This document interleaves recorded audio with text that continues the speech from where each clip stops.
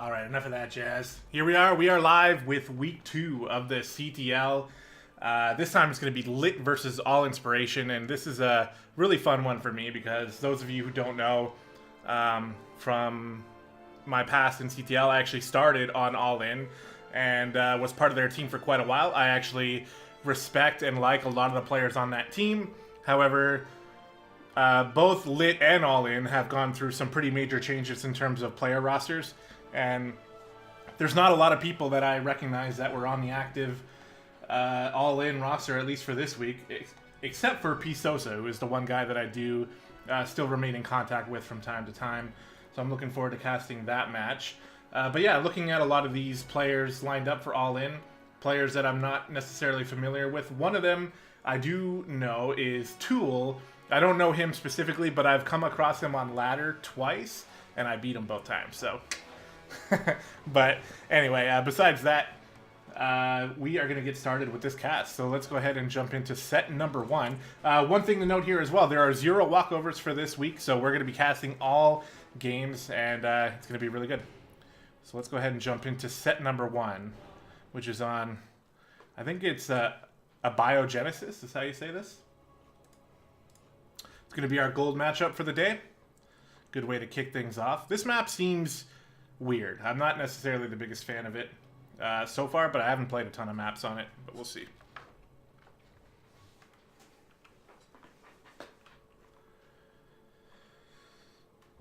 All right, so let's kick things off by introducing the player in the top left corner, representing Allin, the orange Protoss. He is Prevention. Shouldn't be you are, Ham. And in the bottom right, representing LiT, it is the purple Protoss. It is Werner. Is it saying you are up there? Because it should be saying Allin. But I will double check that. Actually, why don't I just double check it right now? Hold on 2 seconds. I spent time specifically setting this up, and if I made that mistake, then I apologize. Yeah, it still says you are. You are right. Update. My bad. I'm still a baddie. Alright, got that updated. Okay, so kicking things off here. As I come back into the game, we see a double gas going down for Werner, indicating aggression early on, of course, but the probe for Prevention has come in, and I believe he scattered the double gas. Yes, he did. So he can kind of already understand what's going on, and he'll probably get a look at that second gateway here in a minute as well. Meanwhile, on his side, getting a second gateway himself, but remaining on 1 gas. Seems like he initially wanted to expand, and it looks like he might still do that, or maybe not. He's just scanning for proxies.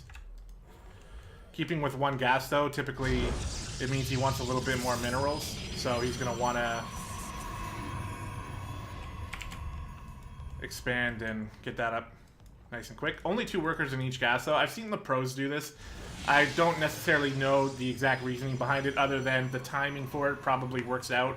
I think it's so you can get 2 stalkers, isn't it? I don't know. We'll see.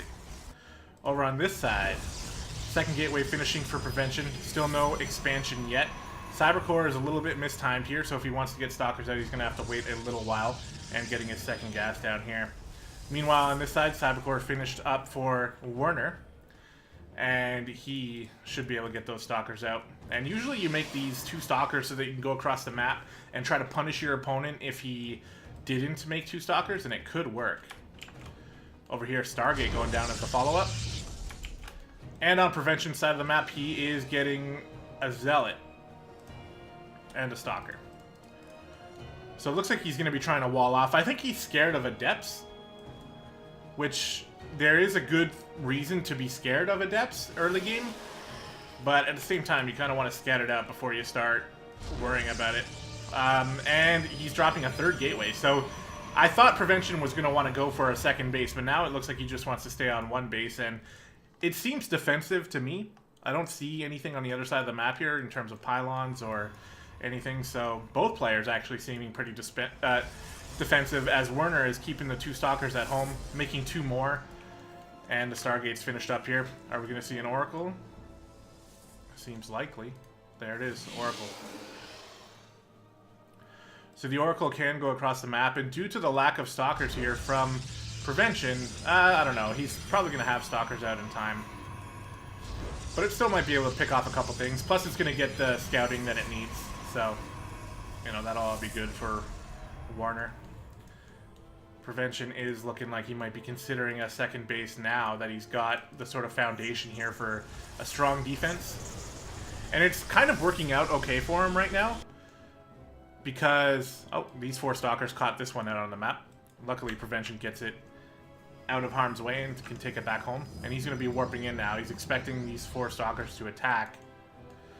And this could be a bit of an interesting setup here for Werner if he attacks the front with the stalkers, which there's more than enough defense here for that. But the Oracle is coming in first and going to activate its ability to start killing probes instantly. It already has 3 kills. Needs to get out of there before it gets shot down by the stalkers. Now the 4 stalkers can walk in here and start attacking the natural. Pretty decent setup here. He's not going to be able to pick off that pylon though, and he's grossly outnumbered. He needs to back off. He needs to back off. Yeah, there we go. 2 stalkers going down. Okay, maybe a third. No, he should be able to get away. This Oracle does have time to go in there and try to pick off a couple more probes, and I think he's trying to do that, but just hasn't been able to yet. Second base is down now for both players. A little bit more ahead for Prevention. And Prevention is putting the stalkers in the right spot to help defend against this Oracle, which is still just sitting here. Prevention stalkers are happy with pushing Werner back home, so he's going to come back and just get ready to defend this second base. He might be able to sneak attack this Oracle here if he knew it was there. But I don't think he's focusing on that. 1 stalker of Prevention getting caught out in the open. It's going to go down. And the Observer for Prevention is going to come out and see this little group of stalkers here getting ready to do something. I keep coming back to this Oracle because I'm expecting it to eventually get something done. But as it stands right now, in terms of worker count, we're looking at a pretty even game. Here comes Werner.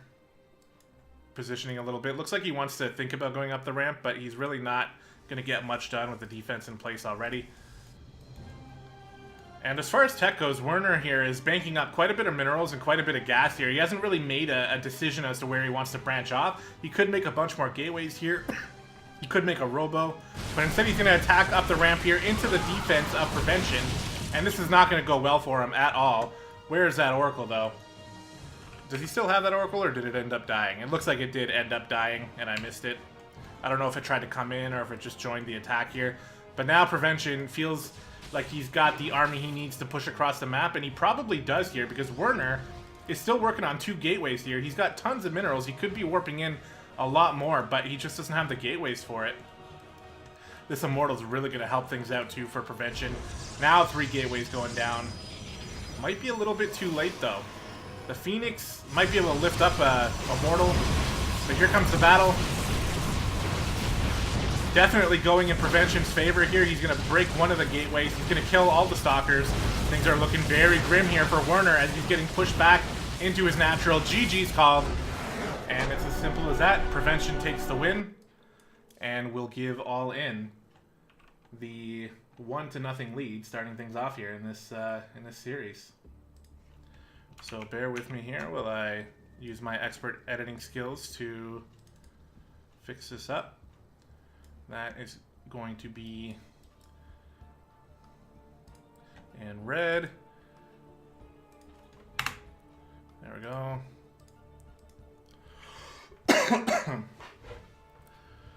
So a pretty interesting game coming through here for both players. It looked like both of them were pretty defensive and, you know, not really eager to get into that macro game. And I think the one issue for Werner here was just the fact that he struggled to spend his minerals while he was across the map and didn't build any more tech back at home. I mean, he had a lot of options, right? He could have gone for a robo himself. He could have gone for Twilight. He could have made more gateways. He could have made a forge. There's a lot of things he could have done, but, you know, you take what you get from the loss and you try to learn from it and you move on. Hey, what's up, Tech 4? No problem, man. Let's move on to set number 2 then between these next 2 players. Also looks to be a PvP. This is going to be our Platinum matchup, it seems, on Neon Violet Square. It's become a bit of a classic map here. Sets up for decent macro games, but here we go. In the bottom right corner, representing LiT. In the orange, it is Potato. And in the top left corner, representing All Inspiration, the blue Protoss, undefeated. And they have a 1-0 lead right now. So this is a PvP, but a league up from the last game. So we'll see if these guys can show us anything different here in their openings and the type of things they want to do. Probe Scout going out here for Potato already. Potato was slated to play in last week's set, but he was gifted a walkover by UR. And actually, I think the same thing happened for Werner. No, Werner... Wait, I might be wrong now. I can't fully remember. I think Werner gave a walkover to Unrivaled, but I might be incorrect about that. But I don't think I am, but I might be. Undefeated's Probes is out on the map, gonna go do some scouting as well, and he's got the double gas going down here. So we'll see if he does the same thing with the 2 probes. Looks like he's gonna be putting 3 in right away though, and following up with a second gateway as Potato's probe leaves the base. Second gateway going down for Potato as well, and that Cyber Core as well, I think. Probably gonna see that very shortly. It's one of those things you usually want to build as soon as your gateway's done. And there it goes. Potato doing the 2 gas gathering strat here, where on the other side, Undefeated is doing a 3-2 style and dropping his core as well. So similar openings so far for both players here. And people always talk about on this map the fact that the third base gives you a little bit of a decision you have to make, because you got this pocket base here that is very, very hard to attack. It also has less patches though, so I don't know if it equals up the same amount of minerals or not, or if it's less. It looks like it's less to me, but it might actually be the same amount. But you could take a third there. You can also take the third over here. And I know from what I see, a lot of players actually do just end up taking the third base here. It's a bit more risky, but it sets you up for a much easier 4th base later on. So we'll see. 2 Stalkers coming out for Undefeated. He's getting a Stargate as well. So again, it's a similar opening to last game. PvP, you typically need to get the 2 gateways up so you can defend. And it looks like Potato's getting ready for that Stargate defense, as the it seemed like the Stalkers were rallied into the mineral line, but maybe I was wrong about that. Scouting probe is going to go down. And something I had missed over here was the proxy robo, followed up by a gateway. So this is going to be a very strong attack here. He's probably going to get an immortal to help with his stalker push, and he's going to be able to warp in very quickly from here. And this is very hard to defend unless it gets scouted. Undefeated is looking around for shenanigans with his stalkers, and they are en route to seeing this. Definitely going to end up spotting this. Luckily, the probe gets down to 2nd pylon before he'll probably end up getting taken out. Actually cancels that. And this is going to be a little bit tricky here, because these stalkers are going to be able to unpower this pylon here pretty quickly. But that Immortal's probably going to get out. Meanwhile, Oracle on the other side of the map, we don't want to forget about what type of damage this can do over here. Immortal does get out, and it's going to start blasting away at these stalkers, but the pylon is going to go down.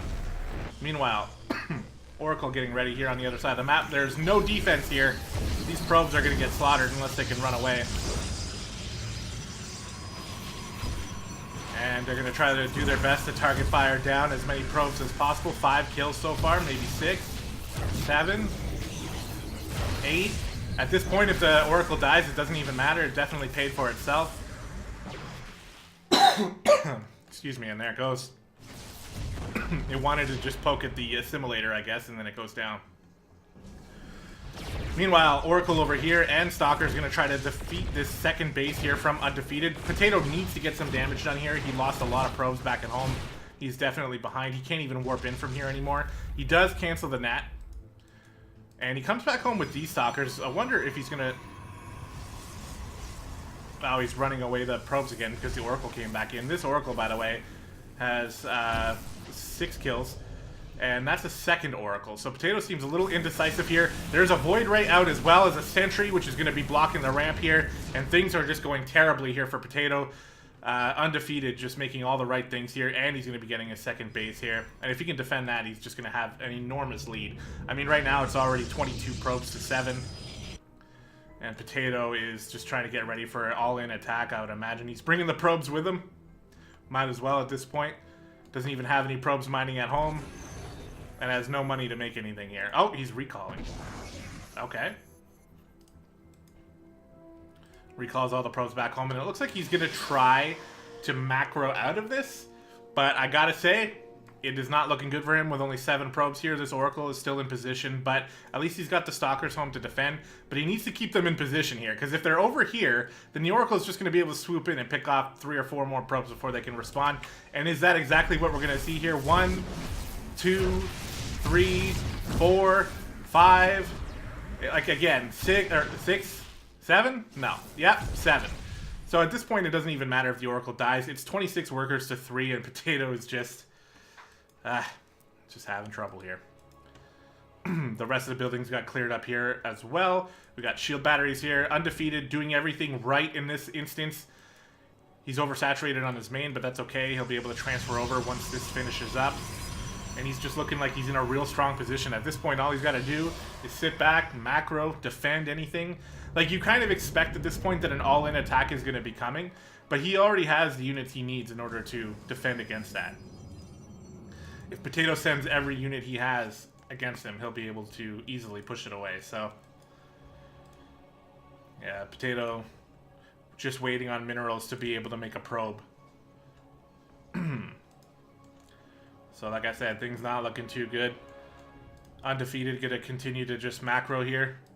Making more Void Rays. Good choice with the Immortal out on the field and the Stalker heavy composition of Void Rays are going to be very helpful. Also getting a Twilight Council, probably for Blink, I would guess, and a second Robo.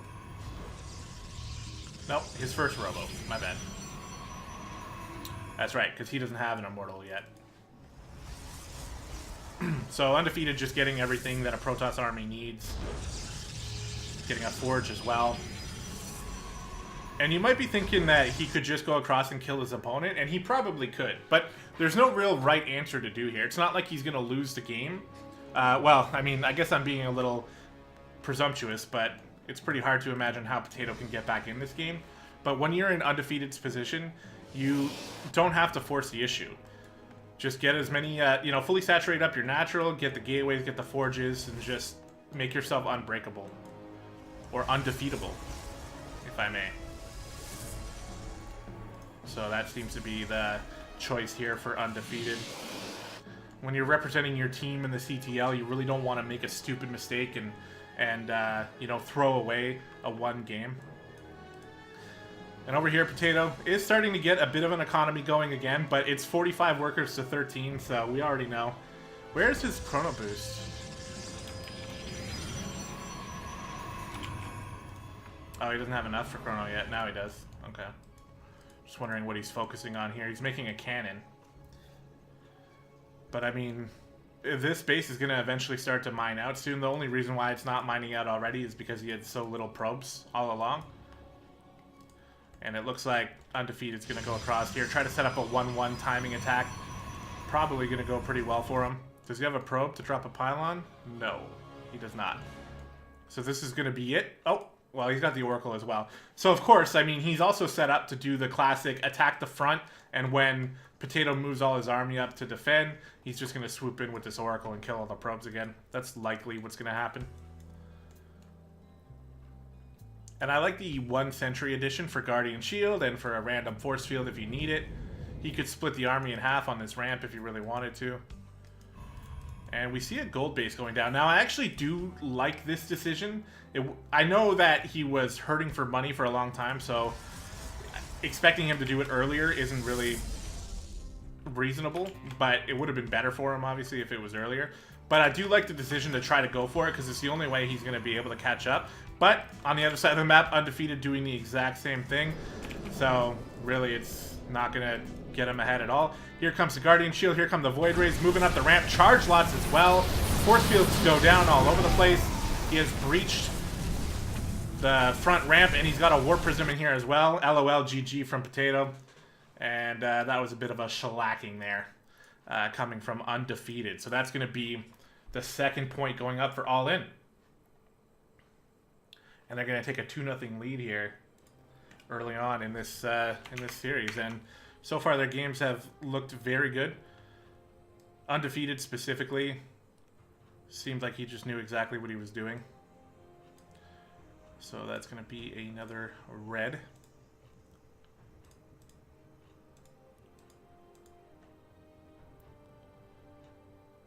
There we go.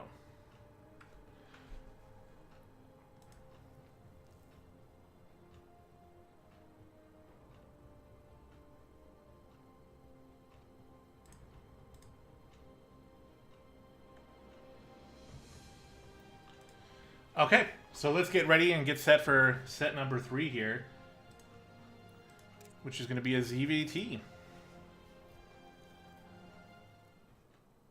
And it looks to be a platinum match as well.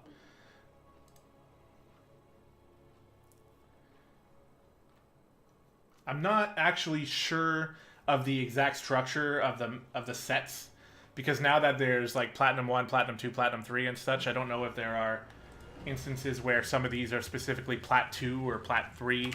But anyway, let's go ahead and introduce the Zerg player in the top left corner. In the blue, representing LiT, it is Kenpachi. And in the bottom right corner, representing Allin, the red Terran, he is Nikos. The ZVT is that classic matchup that everybody loves. Although I'll admit that I'm not quite as big of a fan of it as I used to be. I really loved Heart of the Swarm ZVT. I thought it was a really classic matchup. And the you know, the parade push with Widow Mines versus the unending production from Zerg to try to push back. It was like a real tug of war, and it was real cool. Kind of like the opposite of a tug of war, though, where you're pushing instead of pulling. But it was still pretty cool. Nowadays, it's kind of like a Ling Hydra Bane versus a bio type thing, but the Terran player has a lot of mech options as well early on. One thing I've seen that is very tough to defend is like the sort of quote-unquote battle mech, where you make like 6 Cyclones and like 8 Hellions, and it's like unbeatable from the Zerg player. But we'll see how this game goes. Kenpachi starting off extremely standard, hatch first into gas, waiting for that spawning pool here. Should be going down pretty soon. Should be going down pretty soon there for that spawning pool. Or is he gonna make it? Where's the spawning pool? Kenpachi, stop doing rush emotes and try to build a spawning pool. How about that? Does that sound good? Alright. Not looking good for Kenpachi so far this game. He still doesn't have a spawning pool. Drone scouting. Looking like he's probably going to spot this second base going down from Nikos. And there's a spawning pool. It was only about 20 seconds late, guys. Don't worry too much. But that Reaper, this Reaper is going to have an advantage here because the spawning pool might not even be done by the time he gets across the map, let alone the Queens or the Lings. But he needs to send that across the map instantly to get it, to take advantage of that. Is that the War Chest skin? Whoop. For this Reaper? I don't know. I think it is. But the Reaper somehow, for some reason, is actually giving Kenpachi all the time he needs to actually finish up his pool. So now it's going to be a little bit more of a standard timing. I think by the time the Reaper gets over there, the Lings will be almost ready to come out. Following it up with a factory and then another barracks here. So this is a sort of old school, well, it's old school now, the 2 barracks, the 2-1-1 opening that usually leads to a double drop. It's very potent. But the drone picks off the building SCV. There's a second SCV building here, though. So that base is going to get finished. Meanwhile, the Reaper ends up, like I said, giving Kenpachi the time he needs in order to get the Lings out. So now he's able to defend. And then the Queens are going to be out, and then Ling speed is started. So there you go. So a little bit of a delayed opener there from both sides. And in the end, it kind of evens out here. A Baneling Nest going down behind Kenpachi's main. And And a third command center, very early, right underneath the overlords as well. Kenpachi making use of good overlord positioning. So he's going to spot that third. So this is a little weird, actually, because where's the starport? So it's actually not going to be a double medevac drop. It's just going to be a 2 barracks into third base opener with a factory. So pretty interesting. I'm not exactly sure how this is going to play out, but Kenpachi does see the third, so he might, you know, a switch might go off in his head where he might be able to get some aggression in. He's already got the Baneling Nest. If this were me, and I'm not a good player, so let me just tell you that. But if this were me, if I saw that third base right in front of my face like that, I'd already be just spewing out unlimited lings right now. Because what does Kenpachi, or what does Nikos have to defend against that kind of thing? The tech lab, or the reactor actually, is going on the factory, so there's not going to be a tank or anything. Probably would have been able to get a lot of damage done with that. But alas, I am the caster, not the player. Kenpachi did pick up Overlord speed. And he's going to move across with some lings. And he's droning up behind it. So he's going to just poke around at the front. He's got a handful of lings here. He could probably damage these depots. Coming in for the scout as well. Going to see that there's no starport, which is incredibly strange. Nikos going to lose a depot here. And the lings are going to get in. There's really not a lot here for Nikos. He's going to be able to kill a lot of SCVs here in the mineral line. There's only a few Marines. He's going to get in the main. Going to get a surround. Now, there is enough Marines to do significant damage to these lings. But not enough to kill them all. And things are not looking good for Nikos here as his Reaper goes down. Excuse me, a few more Marines are going to pop out here, but these lings are getting a lot of damage done already. In the background, he's making more lings. I think he smells blood here. He's got the Baneling Nest as well if he wants to use it. He is eventually going to be forced back. But he got some good damage. Now, the thing is, though, is that with the 3 command center that Nikos has, he's going to be able to drop multiple mules and triple produce SCVs. These Widow Mines have a chance to do some real great work here. And they did some pretty good work, but probably not enough here, as Nikos still seems to be in a lot of trouble. Lair starting on the other side here. He has to lift his 2 bases. He is finally walled in here. And that Widow Mine's going to be able to defend quite easily. But these depots are all dead. That Widow Mine did end up being used on a single ling, so those lings could move back up if he wants. And there's pretty much nothing going wrong here on Kenpachi's side of the map. He's just macroing up safely. Well, I say macroing up, but really he's just making more and more lings. And at this point, you know, a few Banes. There you go. You need 5 of them to bust down that depot, though. 4 is not going to be enough. And these Widow Mines are probably going to be ready to go again, so you got to keep that in mind. Starport is finally going down here for Nikos, but he's not mining from the second base, so the 2 extra command centers here are really not doing anything at all for him. Great job by Kenpachi baiting out these Widow Mine attacks. There we go. Both Widow Mines have been used up. That means the Baneling bus is ready to roll. Still only has 4 Banelings, of course, but it'll probably be okay. He is, however, giving Nikos some time to defend here. The bunker is going to end up going down. Is it going to be enough, though? This Overlord, by the way. Oh, this is a smart move. I don't think it's going to actually do what he wants it to do, is it? Can you... You can't wall this off, no. Instead, actually, that... Never mind. I said it was a smart move. Instead, he's just donating the command center to the lings. Is he going to make more Banes, or is he actually just going to stay home? He's making spines, which... Or spores, sorry, not spines. I do like that, just to help defend against any Banshee that might come in. He's probably wondering, like, what is Nikos doing here? Because at this point, he has to expect that he's got some sort of plan. But as far as plans go, I really can't figure out what Nikos' plan is here. It looked like it was a 3 command center opener, which, you know, left himself open to some early aggression with no starport. So I'm not exactly sure what the plan was, but looks like he's going to come out here and try to defeat some of these lings with 2 Marauders. He might get some Banelings here for that. He is baiting them into the Widow Mines. Widow Mine is trying to go off. Oh, 1 Baneling did end up going off on a Marauder. Not too efficient there. But again, things on the other side of the map have just been totally clean for Kenpachi. There's pretty much nothing here to bother him at all. He's going to try to get that creep spread going. He's got a lot of Overlords out here. And it looks like he's just trying to contain. He is getting Baneling speed. Okay, well, no. Now he's making 38 Lings. So he's waiting for Baneling speed to finish. I imagine he's going to want to make a few more Banes here to bust up there. These Widow Mines can still be the heroes. There's a lot of them out here. And the bunker is pretty good as well. This has got to be so frustrating for Nikos, though, having these two bases just floating here being absolutely useless.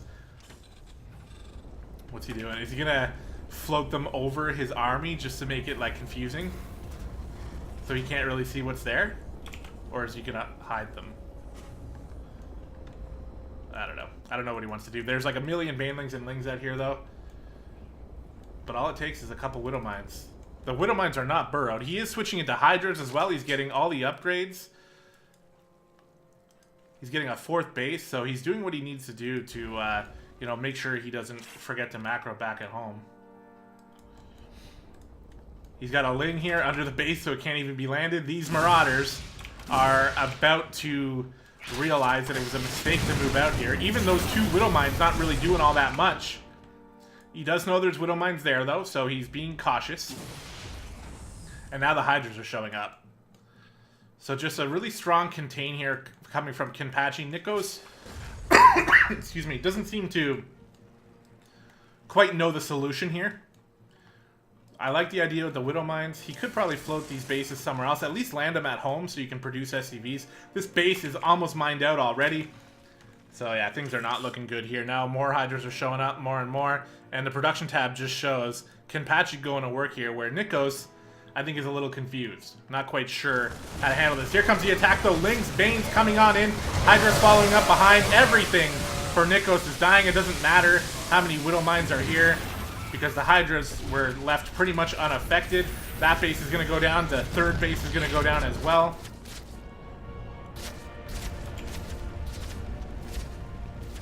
And that's going to do it for those 2 command centers. GG, says Nikos. And that's going to do it. Kenpachi gives LiT their first point of the day. And I forgot to update the score there, so sorry about that. But that is going to make it 2-1 for Allin, as we get on out of the game here and try to update things. So good game from Kenpachi.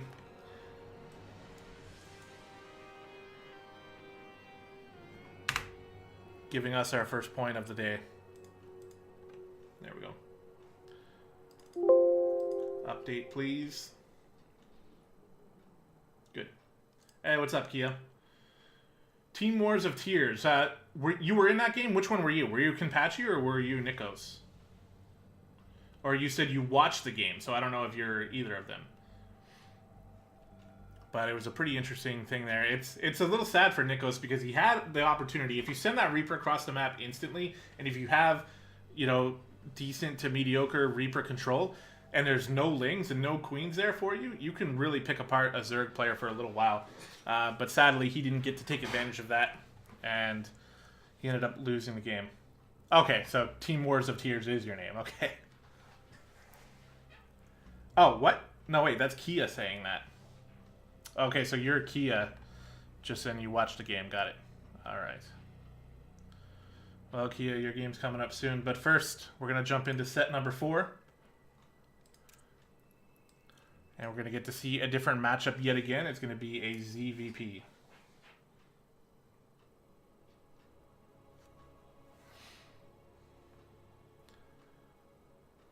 And this is going to be a diamond matchup. I think it's our first diamond matchup of the day, so going to be pretty interesting to see how these players can match up against each other. This time it's going to be on East Watch.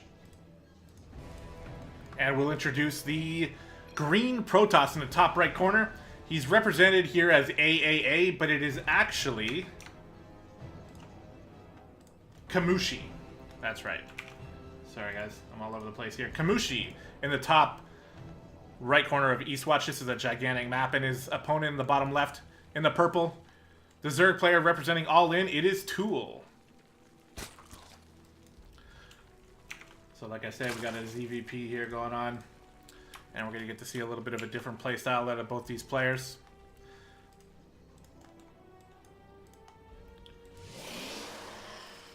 Kamushi doing the Protoss thing, building the pylon and gateway on the low ground. This is a pretty good map for this. This ramp looks like it's pretty easy to wall off here as Protoss. And you can leave a little open slot for your Zealot to block or your Adept to block. And of course, he's going to be moving across the map with the probe.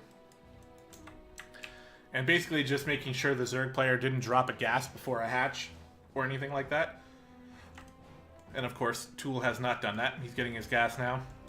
Let's see, is he going to get his spawning pool at the right time? Yes, he is! So congrats on that, Tool.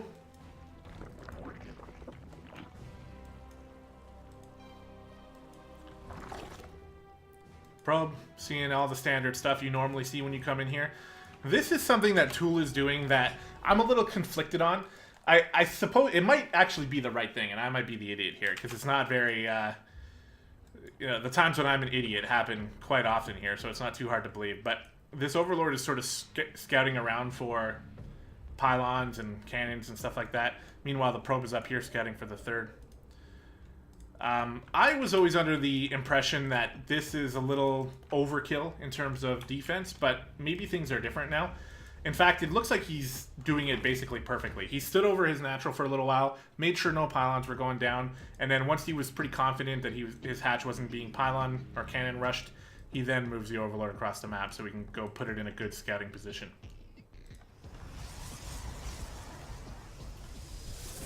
Now this Overlord's going to come and get a look at the wall, and this is an important scout for Tool as well, because some Protoss players are very bad at walling off the ramp, and it just leaves it wide open for a nice Baneling bust. Sometimes you get these Protoss players who put their pylons right here, and you can just bust them down with Banelings, and it feels pretty good to do that. He is getting the Stargate over here in his main. Obviously, Kamushi is not one of those bad Protoss players. Second gateway here as well. Pretty sure you can get in this way, so it's not a full wall off, and I think I'm right, yeah. Meanwhile, on Tool's side of things, he's getting link speed. He's pulled out of gas, so he's going to be focusing on that drone production early on. And got the third base up as well. So far, pretty good game here from both of these players. I like what Tool is doing, scouting with the lings, looking for pylons, looking for probes, but still playing a macro game at the same time, not being too defensive. Okay. Alright, Tool. So you're going to have to not do this, though, in the future, because this is the type of thing that makes me regret saying that you've been playing a perfect game so far. Oracle coming out, going right past the Overlord, so Tool's going to know about that. Please fix those drones. It looks like he did fix the rally point, but the drones are still out there. Ling poking around, get shot a couple times by the Adept. And again, things are looking super standard here for both players. And we'll see how much work this Oracle can get done. It's mostly going to be about scouting at this point. Oh, he's going to get the 4 drones here for free. So Tool doesn't have to worry about them anymore, but they are dead now. And what else can he get done with this Oracle? Coming into the net, there's a Spore Crawler in place here. He might be able to pick off 1 drone. Almost dies. He's got 5 kills total.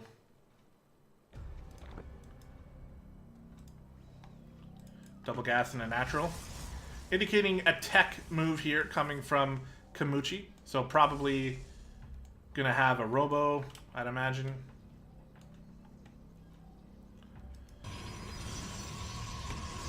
Or just more gateways and double robo back here. Nope, 1 robo and a forge. Right in front of the Overlord as well. So the Overlord here is getting an amazing scout. And this Phoenix is going to get a lot of Overlord kills as well.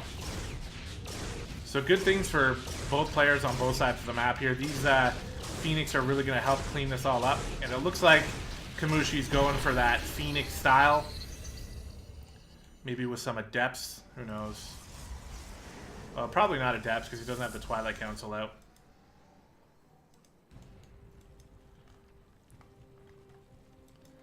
Meanwhile, for Tool, getting that +1 melee. So he's going to be Ling focused early on. Probably see a Baneling nest go down for him at some point. But I like what he's doing. He's trying to use this time. Whenever your opponent, Protoss player, goes Stargate, then you do actually have some time in order to make a lot of drones because your opponent can't really kill you. Of course, he can harass you and harass you like crazy, but he can't really end the game. So sometimes you can make a lot of drones and take advantage of that. He's actually going right for the Hydra Den, skipping the Baneling Nest. No, there's the Baneling Nest going down right now. So yeah, focusing on that Ling Hydra Bane style here is Tool. And on the other side here for Kamushi, he's focusing on that Stargate style with a few Immortals for support. Now getting that Twilight Council, a few more gateways, and another Forge here. Spending that money. Tool, on the other hand, is banking up quite a bit of minerals here. Macro Hatch is probably in order. Or even a 4th base. But this is shaping up to be a pretty interesting game. These players look like they're pretty evenly matched in the previous games. Oh, speaking of that, let's give LiT 1 and Allin... Nope, we're going to give LiT 1 and Allin 2. I should be more on top of that. That stuff will come as I cast more. But yeah, these players are pretty evenly matched together here, so probably going to show us a pretty good game. Queens are trying to spread creep over on this side, I think.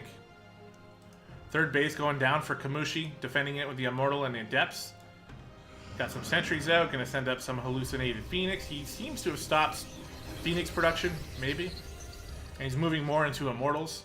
And with his Stargate, he's getting charged. So he is going for a charge lot Immortal style, which is pretty good. And he has the option to go into Archons later on, which I think that's what he's doing here with this Templar Archives.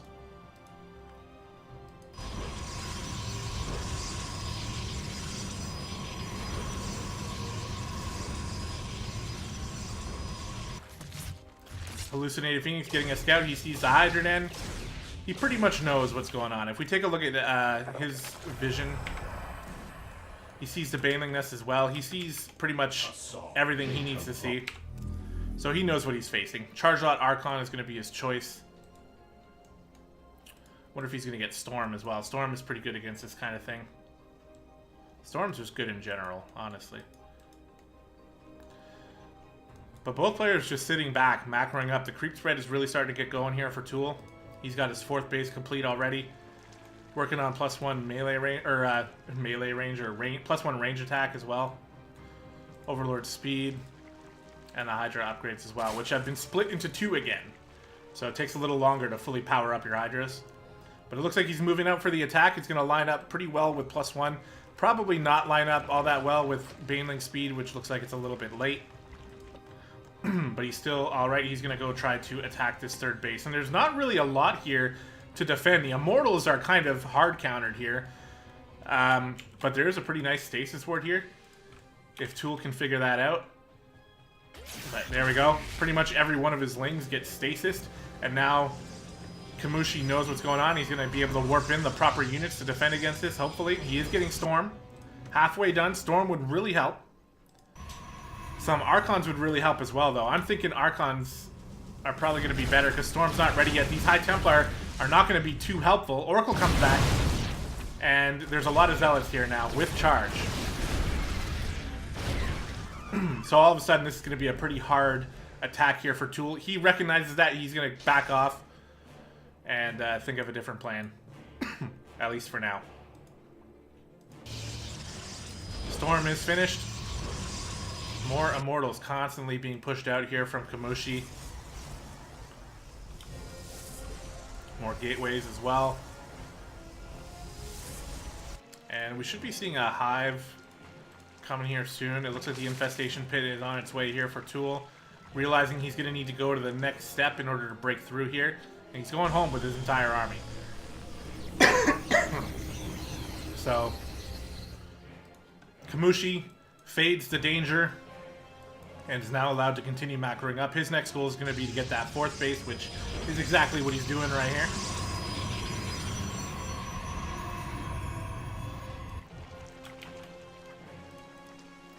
More upgrades coming from Tool. More drones. He's up to 73 drones right now, 68 for Kamushi and the Spire. I love the addition of the Spire here, especially when you're a Zerg player who is focusing on like a ground-heavy army, like a Ling Bane style. Now, the Hydras are not necessarily that, but still, Hydras are pretty gas expensive, so it doesn't really leave you a lot of extra room to get those mutas. But if you're a player who sort of struggles a little bit with macro. Like you can see here, Tool, not that I'm trying to insult him here, but he's got almost 3,000 minerals and over 1,000 gas. The best thing that he can do when you're in that situation is set up an attack with this army, and then just replace it with a huge muta switch and really throw your opponent off. So he might be trying to set something up like that. On the other end, though, the Archons are out here for Kamushi, and Archons are a muta's death trap, so you got to be real careful about that. But it looks like he's going to try to move across the map and be a little bit aggressive here. As far as tech goes, both of these players are eventually moving up to basically everything. The Hive is just about done. We're going to see some Vipers out there, maybe some Broodlords. Actually, maybe that's why he's getting the Spire. We'll have to see. But here comes Kamushi stepping on the creep here. There's a ton of Hydras here. He would need absolutely perfect force fields to be able to win that fight, so I don't think he's too eager to get up on here. He wants an Observer as well, so he can start clearing out some creep. And he's getting a Warp Prism, which is very good when you're doing this kind of thing. So yeah, he's definitely setting out the... Is that like a bait or something? He's like, hey, here's some High Templars you could just kill. Nice splits here from Tool getting ready for the attack. This choke point is definitely not something you want to attack into when you got 100 Hydras on the other side. This is a mistake. These units are dead. Almost definitely. I don't think he meant to do that. That looked like a pathing thing to me, because there was no benefit to that type of play, so he just donated quite a bit of units there. But Tool is moving in an opposite direction here to deal with a Zealot harass over on the 4th base that I didn't even notice was happening. Very good attack here, forcing Tool's attention elsewhere, but not all that many workers died. Okay, well, yeah, no, workers are dying here, 16. He left these 3 Zealots in the mineral line. These Zealots are going to kill every drone here.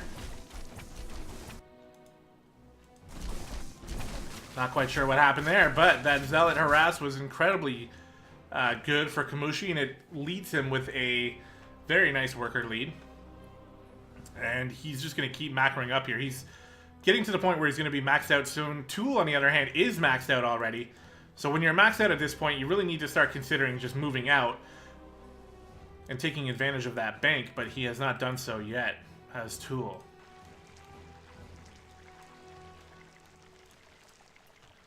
What's going on here? +3 upgrades happening. Corruptors are happening as well, but he's maxed out, so he can't even make them into Broodlords. Did he get a Greater Spire? Yes, he did. But again, he can't make them into Broodlords because he's maxed out. So that's something he needs to fix. Now, maybe this will fix it because the attack for Kamushi is coming in. Warp Prism really going to help divide Tool's attention here if he utilizes it properly. But the creep spread is pretty good here, so Tool knows what's coming. These Corruptors might be able to pick off that Warp Prism. That would actually be pretty helpful. But besides that, it won't be too helpful. Charge Lots coming in, Storm going down. Warp Prism is not set up. Finally, Broodlords are being morphed now that he's lost some units. He's got the other base over here. All 4 Queens having a congregation over at that 5th. And again, just standing on the creep here. An Observer would do him wonders in this position, and it looks like he is making one now. Meanwhile, Tool needs to figure out really what he wants to do. Kamushi giving him time to get those Broodlords morphed. Broodlords are going to be very helpful against this push. Like, incredibly helpful, but I think he needs a few more. And here he comes into the choke here. Tool's going to let him walk in. See, before he had that beautiful spread defending this choke, but now he's sort of giving it up. These Broodlords are exposed. And here comes the Roach Hydra army going in. The Storm is hitting absolutely everything. This Warp Prism not being too useful here. The Broodlords are getting hit a lot. Oh my god. The move command. No, Tool! Oh my god, the destruction. Oh no. After such a good game played by Tool all along, he just move commands his entire army, and he just gets decimated. And now what is he going to do against this Protoss army? I don't think he's going to do anything. I think that's the answer. There are DTs over here as well, just wrecking shit. And Tool, in a desperate attempt, is making as many Lings as possible. He's got a handful of Hydras over here, but there's still Storm on the map. The Warp Prism is actually going to be setting up to warp in, but the Hydras take it out. And it looks like this is going to get totally cleaned up here.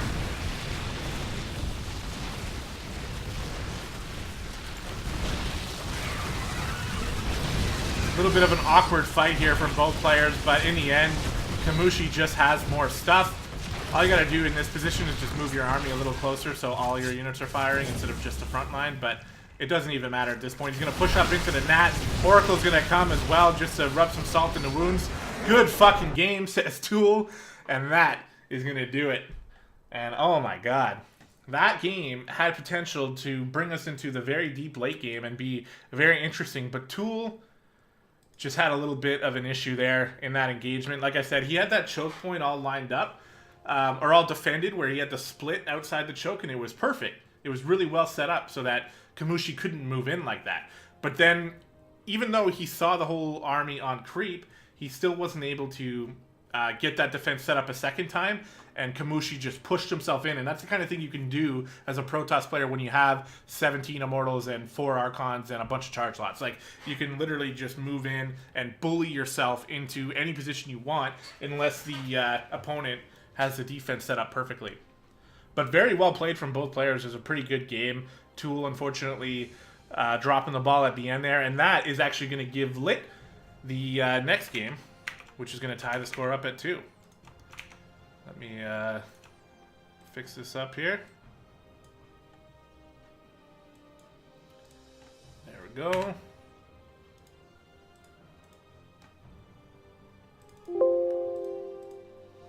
And we got ourselves a game here. 2-2 going into set number 5. Which is going to be a ZVT once again on Acid Plant. So let's go ahead and load into that. Why don't we? Let me take a drink here. That game had me raising my voice a bit. My throat is not in the right shape to be able to cast a large amount of games. So I can really feel it getting to my throat, but I just have to do it more and more.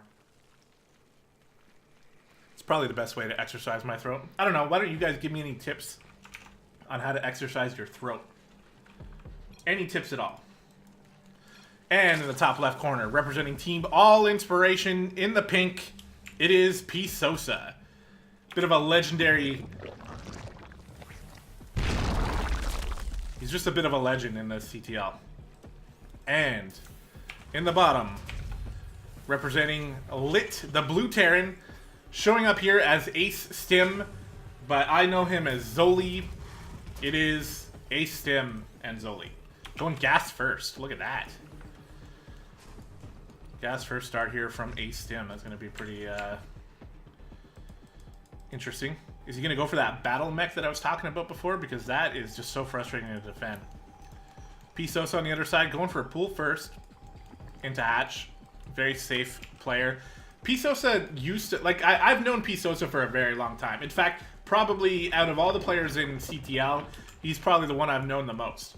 And I've been friends with him for quite a while, and he's a really good guy. I know I'm on LiT, and I represent LiT, and I'm cheering for LiT. But I do respect P. Sosa, and he's a good friend of mine. But he does have some cheese plays he can work in, but he really is just like a beast macro player. And I think the pool first here is sort of going to show that, because he's not getting the gas, so he just wants to be safe against the cheese, and then just be able to macro out of it later on. Pretty sure that's what we're going to see out of him. We're going to be seeing that factory go down here soon for Zoli, or we're going to be seeing a second base. Is this a little weird? Do you normally go gas first as a Terran player into a quick second base? Because now he's got 100 gas. I don't know. That factory is still pretty quick. I don't know. Maybe this is a normal thing and I just haven't seen it, but it just seems a little weird. Like, if you want to go fast expansion, why would you go gas first? But what do I know? I don't play Terran. He's also keeping his Reaper at home. Oh, and P. Sosa made these 6 links. Okay, so I thought he was not going to do a cheese play, but oh my god, if he got that Reaper, that would just be crazy. He is going to be able to cancel this second base. And Ace Stim's in a little bit of trouble here. Early on already. Some SCVs going down. This is going to be canceled. The Reaper's going to try to do his best to micro, and actually might eventually be able to clean this up. And this is pretty well defended for Ace Stim or Zoli. By the way, dude, however you want me to address you, I will. But at this moment, I don't know exactly what you'd like to be called. So he's actually going to eventually be able to clean up these lings. A little bit of a hit to Pisosa's early economy. And I apologize, by the way, for missing that entire thing. I did see the early pool, but I didn't expect him to make the 6 lings. And I was just talking about something else and didn't notice them. He did delay. He killed, what, 2 SCVs? Yeah. And probably scared the shit out of Ace Stim.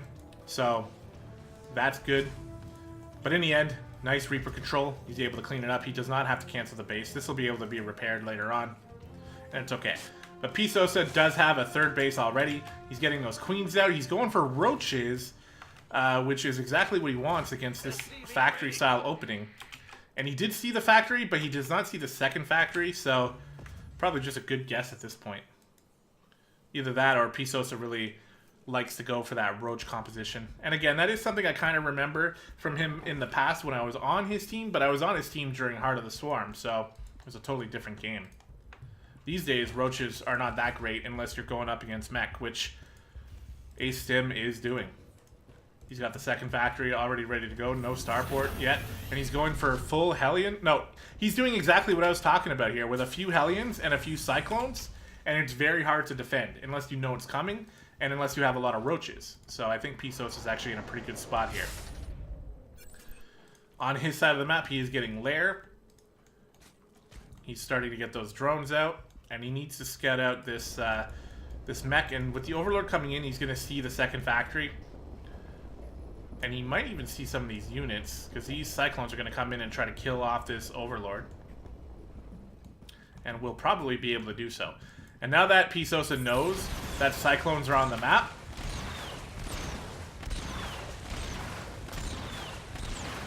he's going to be able to get what he needs to do to defend against it. I think with this build, don't you normally have a few more Hellions, though, and maybe even get an Armory to push them into Hellbats? Well, maybe that's not this build, but that's a build. But we'll see how Pisosa defends against this. He's been making drones continuously, now getting Overlords out. His lair is finished. Roach speed is on the way. Not an Evo Chamber in sight. And he's just making roaches now. All roaches all the time. What's his vision like, anyway? He doesn't really have the vision that he needs to see something moving out. But he is still making a lot of roaches here. So I don't know if his goal is to actually push across the map and attack into this. But either way, he's doing the right thing here, as this large amount of Cyclones and Hellions are going to eventually end up moving out soon. Yeah, okay, look at that. No, he is getting the Armory, and he is getting Hellions now. So I was right. I called the build. Sometimes I know what I'm talking about. Sadly, though, for Ace Stim, again, Pisosa is just getting everything he needs here to defend against this. And he's pushing out tons and tons of roaches. He either expects this, or he's getting ready for a big attack. The thing is, usually when you're getting ready for a big attack, you have at least one Evo Chamber getting an upgrade for you. And he's getting that Evo Chamber now. But this is more of like a roach speed timing. Without the +1. I love the Overlord spread here from Pisosa, just making sure he's going to spot every drop that comes out. And it looks like now Ace Stim thinking about moving out. On top of that Chobo Team League logo. Gonna break through these rocks here.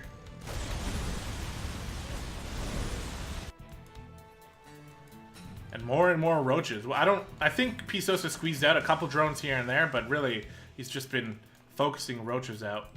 And as far as his vision, again, he's got the Overseer moving around. Got a good scout, sees no 3rd base, so he must be expecting an attack soon. And here it comes. Ace Stim coming in with the Cyclones and Hellbats. There's a lot of Roach Ravager here. And here comes the battle. Cyclones moving out of the way. But there's just so many Roaches and so many Ravagers here that there's no chance here for Ace Stim. He's going to get pushed back handily. Upgrade starting as well for Pisosa, and again, just roaches, roaches, roaches. Now that he's taking this out, he might think he's in a good position. That's funny. He might think he's in a good position to move across the map and do some damage here, and he might be right, because there's no siege tanks out on the map here. Siege tanks up here would be very good against this, but not one in sight. So the roaches and Ravagers going to be hammering on these supply depots, on these Cyclones, just moving in the open front door, and then moving back again. And just pick away at this wall here. He doesn't really need to go in. He just wants to do damage. So that damage is happening here. Probably going to want to pull the SCVs, to be honest, because this is a lot of Roach Ravager. But I don't know, maybe not. Because on the same hand here, this is also a lot of Cyclones. And actually, yeah, the defense looks like it was pretty good. Did not even lose a single building up there. I thought he was going to lose all of them. And now Pisosa running back with his tail between his legs a little bit. But he is running back to a 4th base while his opponent has been on 2 bases this whole time. 3rd base going down now, but it's a little bit late. More factories are out here as well with Tech Labs, so he's going to be switching to Siege Tanks or Thors. And he's getting ready to defend this push on his 3rd base. Again, very good decision-making and army positioning here from Pisosa to be able to make sure that he doesn't take any damage at his 3rd here. Ace Sim going to be very frustrated to see the perfect defense in place here, and he knows he can't attack into that. But there's a 4th base over here that is not defended at all, so if he did a little bit of moving around... Uh-oh! Is he going to get caught here? Very close. He's going to lose a couple units here, but it could have been a lot worse if he didn't respond fast enough. Now, he's choosing to fight this battle. And it's pretty close. The Roaches do have +1, and the Ravagers are just too much here for Ace Sim to handle. Just another Cyclone going down, and once again, Pisosa going to be pushing to try to attack again after taking out a lot of Ace Sim's army. Where are the Siege Tanks? He's actually making Cyclones out of these Tech Lab factories, and there are no Siege Tanks in sight again. But Pisosa knows now he's got 4 bases out, and he's up against a 2-base Terran. He doesn't really have to suicide into this. He can stay back and he can he can carefully pick away at the wall. Oh my god, this Ravager not having a good time. He can carefully pick away at this and, you know, continue macroing up. Now he's getting those drones out. He's getting that infestation pit. He's got the Hydra down as well in case he needs that. He's, you know, covering all his bases. Pushing in here again. That barracks is going to go down. The 3rd base doesn't have a lot of hope for it. There's just a couple Cyclones here. Siege Tank's finally going to be sieging up.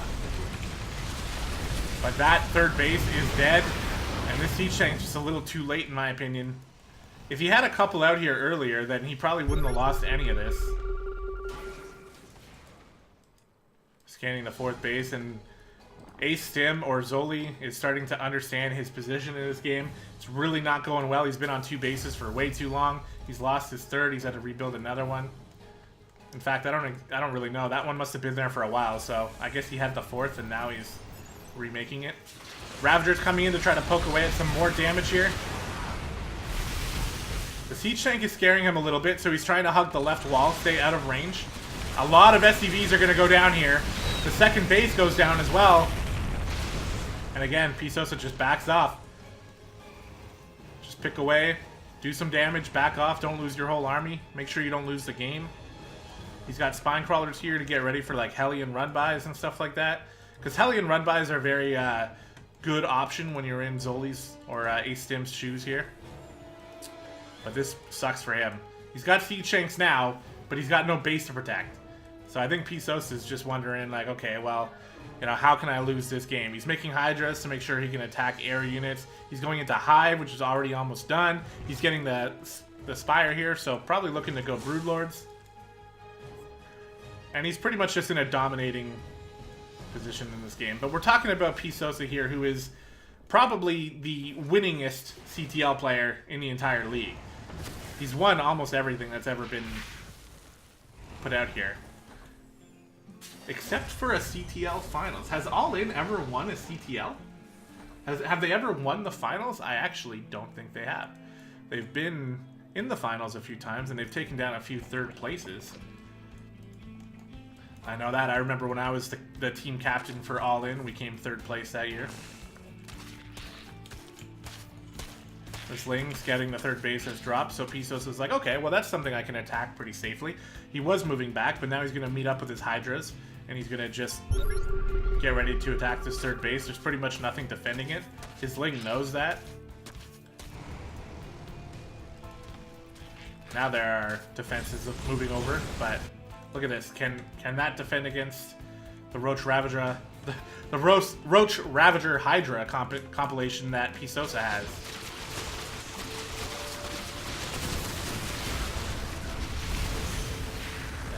that base didn't really have a chance, so it's going to go down. And a 6th base coming over here with more static D. Sorry, that's a 4th base. What? No, it's a 5th base, that's right. I can count sometimes. Greater Spire coming in. I think that was a couple Overlords that died over there. Now, despite everything we said, right? Despite everything that's happened this game, this is becoming a fairly strong mech army. But if he's on move command, that's not going to matter. Oh no, the Siege Tanks are sieging up here. And he donated a good portion of his army there. That didn't have to happen. And like I was saying, despite how bad this game has gone for A-Stim so far, this is still a strong army that it's hard to defend. These Hellions need to not do this though. Siege Tanks are going to siege up and try to take out this 5th base. The Siege Tanks are going to siege up. Okay, the Siege Tanks need to siege up. They're not going to siege up. Nice scan there. Now they might siege up. Okay. And in come the Ravagers and Hydras of Pisosa. They're going to get blown to shit by all of these Siege Tanks, but it's not going to be enough. Nice Corrosive Biles coming out of Pisosa. And look at all these Broodlords he's got. I mean, he did lose a lot of his army there, but he's ready to come back with even more. He's got a huge bank. He was basically maxed out there. A few Roaches coming in here trying to get some damage. Not going to do too much. Another base coming over here trying to land on the 3rd. The Broodlords are moving all by themselves. Just a little risky. He did end up losing this base, but he's going to rebuild it.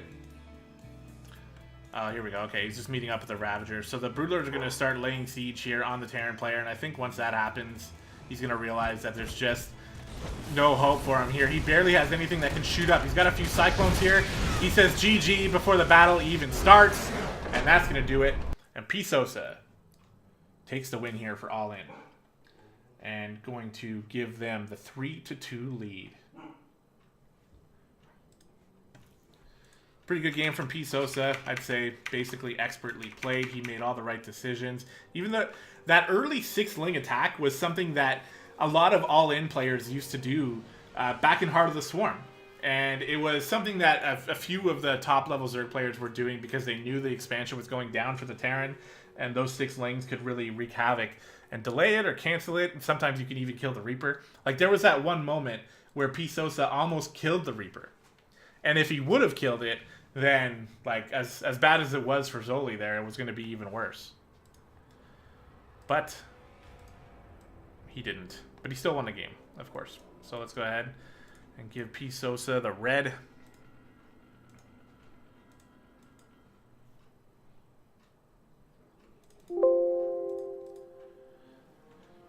And despite us having every single game to cast here, whereas last week we only had a few, because there were so many walkovers. There were 3 walkovers. This week we have no walkovers, but we're still flying through this cast pretty quickly. We only have 2 more sets. And with that said, let's move into the next one. Set number 6. Another diamond game here.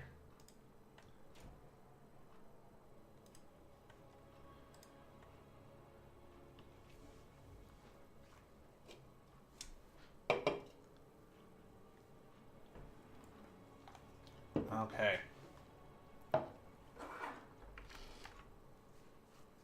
So, it is 2 for LiT and 3 for Allin. And let's go ahead and represent the players here on Black-Pink in the bottom left corner representing LiT. He is our Protoss player. He is Kia. I'm pretty sure I'm saying that right. I know you're in chat, so if I'm saying it incorrectly, then just let me know and I'll do my best to fix that up. GLNHF coming out of Kia. On the top right corner, representing Team All Inspiration, the Zerg player, Ribeye. So PVZ once again. Kia, we casted him last week and he had a pretty dominating performance, so I think we're going to see a similar thing. But as far as Ribeye goes, I actually don't know this player at all, so I don't know if he is a Protoss sniper. He could be. Early probe scout for Kia. Going to see this expansion go down in a minute. He's just making sure again that we don't see like a really quick gas or a really quick pool. This is something that I do sometimes. It really sucks when you whiff. like that, because it does hinder your economy a little bit. I'm sure Kia likes to see that, and he's going to see that second base. Meanwhile, on his side, no gas yet. Going to be going for expansion first. It is. I love this Nexus first play. On this map, it's a little risky because it's not necessarily a giant map, but it is a map that leads to macro games most of the time, I'd say. So Nexus first.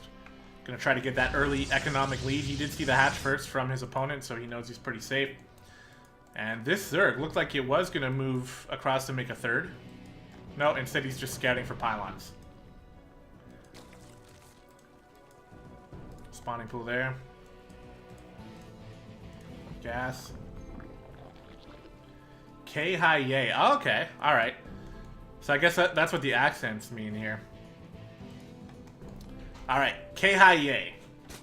I'll do my best to remember to say it that way going forward.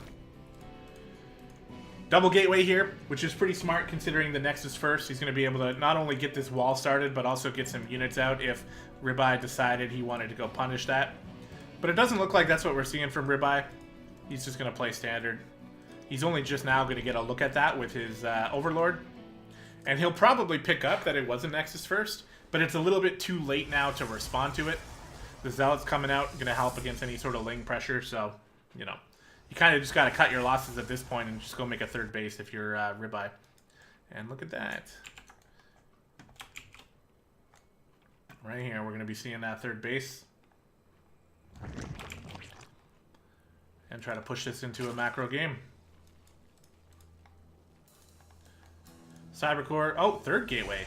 Cybercore's in the main. Okay, so we got a 3-gate here with Zealots coming out. Now, these Lings are not going to be able to get in. They will be able to chew away at that pylon. And because there's no speed, KIA can move his Zealots out a little bit and try to push those Lings away, which is exactly what he does. And the 2 Adepts coming out, so... And a shield battery in his main. Okay. I guess that's to protect against a Ling drop, because Ling drops can happen. And there's an Overlord in position for it, actually. But... not gonna... It doesn't look like that's in the cards here for Ribeye. He's gonna make the Roach Warren. Get the second gas. And just try to keep making drones here. To try to move into the mid-game. I like the Ling outside the Nat. Just taking a look.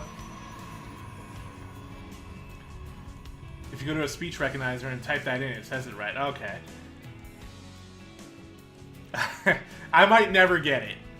So I'm sorry. K-Hi-A.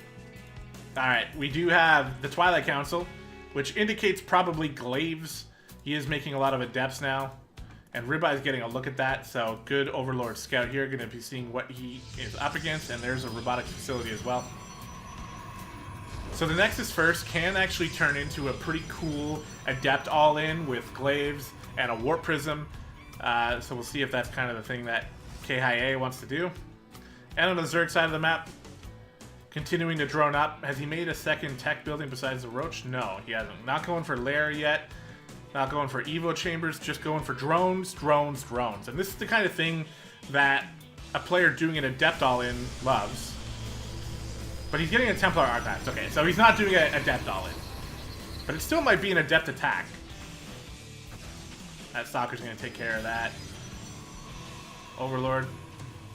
And another gateway here. So we're going to have 4 gateways, an Immortal, a bunch of Adepts. So did he get the Twilight Council only so he can get the... It looks like he got the Twilight Council just so he can get the Templar Archives. So I just have absolutely no idea what he's going for now. I don't know if it's like a Storm Rush or if it's a High Templar Rush.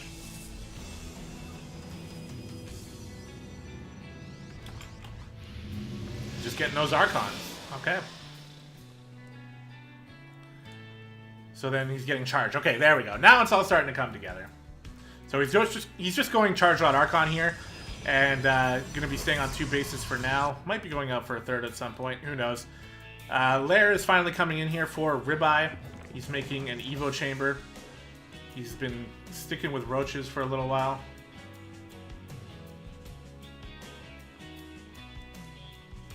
Oh, is it mostly just like Kaye then? Is that it? Kaye? Like Yippee Kaye? because that's easier to say. The Lings are out. They're going to be spawning, or they're going to be scouting for a third. He's going to be finding it too, actually. And the army is not really in position to defend it. It won't take too long to get there. It's not a ton of Lings. It's not like he can instantly kill this. He might force a cancel here, though. Let's see what happens. KIA. There we go. Okay, getting it. I'm getting closer. He does cancel the third, and the Lings are going to get on out of there. Nice little attack from Ribeye. That's exactly what he wanted to do with just a small amount of Lings. Very cost efficient there.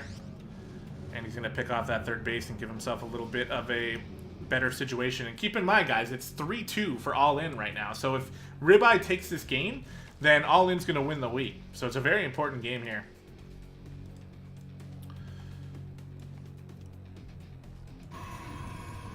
Storm coming through. Always good against Zerg. He's getting that Warp Prism as well. I think that third base... Oh, okay, well, I don't know. It looks like he's going to remake the third. He's thinking about it anyway. Doesn't quite have the minerals for it. He's spending his money very well, is Kaye. And, you know, doing a good job in terms of that. He's sticking on 2 bases, so I think he's just going to go for a very strong 2-base attack. Meanwhile, Ribeye getting that 4th base, getting that creep spread out, trying to get ready for a defense here. He doesn't really have a lot of army units out here. Well, actually he does. He's got a lot of Ravagers and some Roaches and Lings. And he is moving into Hydras right now. So this is, you know, it's got potential to defend this. It's going to come down to execution here. And here we go. Warp Prism warping in. Here comes Kaye. Going to be stepping on a creep. Does he have an Observer? It doesn't look like it. And this is going to be it here. This is his plan all along, going for the heavy attack. And nice job by Ribeye gooping up this spot so he can't even make a third base while he's attacking. Because even if your plan was to do a 2-base all-in, dropping that third base is pretty helpful just in case it doesn't go your way. And he's sitting right outside a creep here. Finally, these creep tumors are going to end up spotting this attack. And what is Ribeye going to do to defend against this? As Kaye moves down the ramp, going to try to dodge some Corrosive Vials. One Archon goes down. The Storm, though, being very helpful. The Charge Lot's getting up in Ribeye's face here, and there's a lot of things happening. That Warp Prism goes down, so no more reinforcements, but the Hydras and Roaches are dying pretty quickly here for Ribeye, and KIA is moving up the ramp into the natural, getting lots of damage done. More Archons warping in once the Storm has been expended, and it's going to be pretty close. The drones are being pulled. That's never a good thing. And it looks like KIA is continuing to push further. All the reinforcements are going down. That natural is going to go down, and as a Zerg player, when this is happening, you already know things are not going all that well for you, and it's going to be pretty tough to come back from this position as the army has been whittled down, but there's still 3 Immortals here. Look at how fast these buildings die. And Ribeye is in trouble here as this army is just doing more and more damage. Finally, reinforcements are coming as well. Going to be able to siege up this third base. And things are not looking good here. I think KIA going to be able to secure this win here for LiT and push us to a 3-3 score moving into the ace match. Now that said, it's not quite over yet, but I don't see anything happening on the other side of the map here. Again, KIA. Only thing I could suggest is probably just drop down a third base. You know, maybe just make sure you're covered just in case this doesn't kill your opponent, but it does look like it's probably going to kill him. There's a lot of Lings out here, actually. Now, this army unit is going to get taken out, and these Lings are going to start taking things out over on the third. But now, with the Adepts and Immortals taking out the lair, it's just not looking all that good.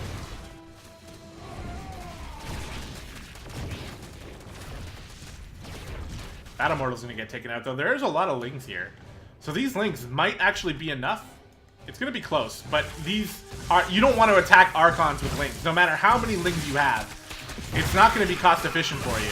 And we're about to see that right now, as the Archons will go down, but a lot of Lings went down in the process. And Ribeye is going to tap out. He's going to say, GG. And that's going to do it. Great win by KIA. Or Kaye, fuck, sorry man. I'm going to get better at it, I promise. It's just going to take some time. And I also think I made a bit of a mistake early on when I said you, and again, not to, you know, be insulting, but at the beginning of the game, I think I said you won in dominating fashion last week, but I actually think you might have lost last week. No, I can't really remember. But that said, that was a great win there, and a very important one, as it's going to even up the score now at 3 apiece, and that means we are going to have an ace match that matters, and it's always fun when this is the case. So let's go ahead and fix up our colors here. There we go. It's not quite the exact same color, but it's just going to have to do.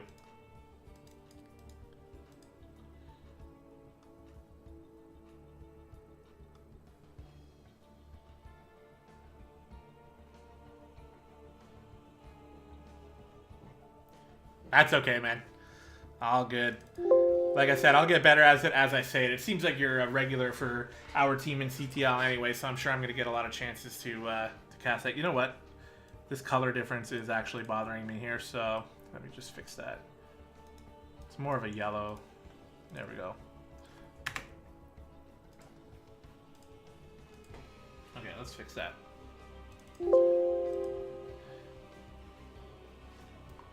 All right, so before we get into the ace match, I'm going to take a quick break. I'm just going to let my throat rest for a minute. I'm going to take a drink. It's going to be like 2 minutes, not even. So I'll be right back. Don't go anywhere. We'll be casting the next game very soon.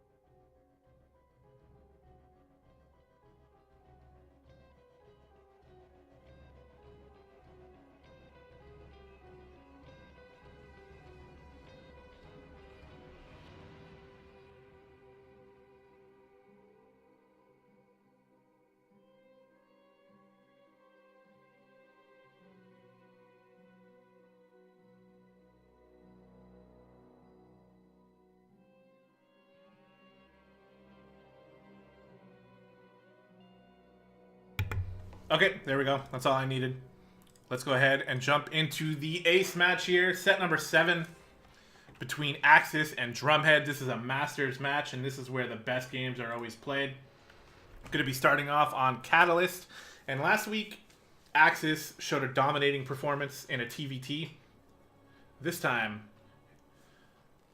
we'll see if we can see the same thing. So, in the bottom right corner, representing LiT, in the pink, the Terran player, Axis.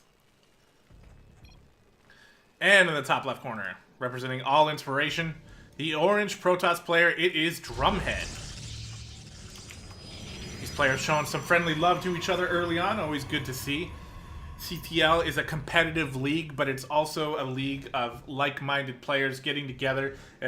Even if you're not on the same team, you are playing the same game and sharing your love for StarCraft, which is... you know, let's admit it. It's a niche product here, right? That's interesting. Oh, he's blocking off the ramp here, so Reapers can't get in. Very well done, Drumhead. I don't know Drumhead personally. I feel like I've seen his name around, and I'm pretty sure he's a very good player, but never casted any of his games, so we're gonna get a good taste of Drumhead in this series here, which is gonna be a best of 3. Very nice. Style points for CTL here, allowing the game-deciding match to be a best of 3, meaning that these two players can really mix it up in different games and make sure that the best player actually wins. Or at least try our best to. Probe coming in. He's going to try to harass that SCV. I've dabbled with Terran, and this is always just really annoying. Very early second base going down for Drumhead as well before the Cybercore. And he's only got 1 in gas, too. I think he might have had a couple more in gas and then And then switched it up. Now he's putting 3 in gas. Getting that cyber core down. Second base going down for Axis as well. This probe is still around. He could totally harass this this SCV building the command center, but he's not going to do so. Because the Reaper's on his way out. And we'll be ready to defend that SCV here. And honestly, he's probably just going to move across the map with it. He does have a second barracks follow-up, so this is interesting. This is a pretty aggressive play here from Axis. I think he's just looking for proxy stuff. Whenever you're playing against a Protoss player, you're always worried about that kind of thing. And this probe has been running around sneakily here. But unfortunately for the probe, it's going to get picked off here before it can get any scouting done either. It's not going to scout the second barracks or the third barracks going down. So Axis is going to be putting himself in a position where he can make a lot of bio units.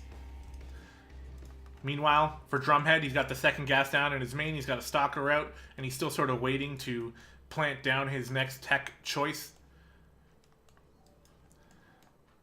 And historically, in Legacy of the Void, Terran players have struggled against Protoss for a multitude of reasons. We'll see if Axis can change that script here as he jumps in with the Reaper at the perfect time. Going to scout that Twilight Council. Going to see the double gas. And then he's going to die. Boom. But he did get that scout, which is pretty good. When you scout the Twilight, what does that tell you? Well, when you're a Terran player, it could be Adepts, maybe. It could be Blink for Stalkers. Definitely a solid choice. Could also be DTs.